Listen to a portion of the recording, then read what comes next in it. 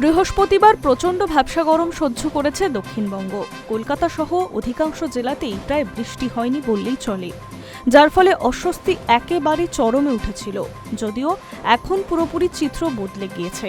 শুক্রবার সকাল থেকে কলকাতা সহ দক্ষিণবঙ্গের বিভিন্ন জেলায় ঝড় বৃষ্টি হয়েছে।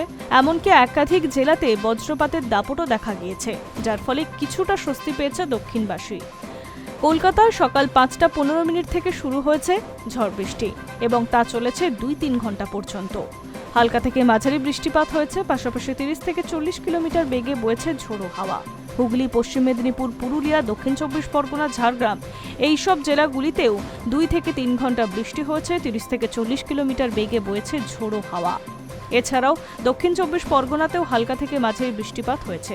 শুক্রবার প্রায় সব জেলাতেই বৃষ্টির সম্ভাবনা ছিল এবং বৃষ্টি হয়েছে। দক্ষিণবঙ্গের মধ্যে হুগলি, উত্তর 24 পরগনা, বাঁকুড়া, পূর্ব বর্ধমান, পশ্চিম বর্ধমান, নদিয়া, মুর্শিদাবাদে বৃষ্টি হয়েছে। তবে পূর্ব মেদিনীপুর, পশ্চিম মেদিনীপুর, ঝাড়গ্রামের মতো জেলাগুলিতে বৃষ্টিপাত কম হয়েছে।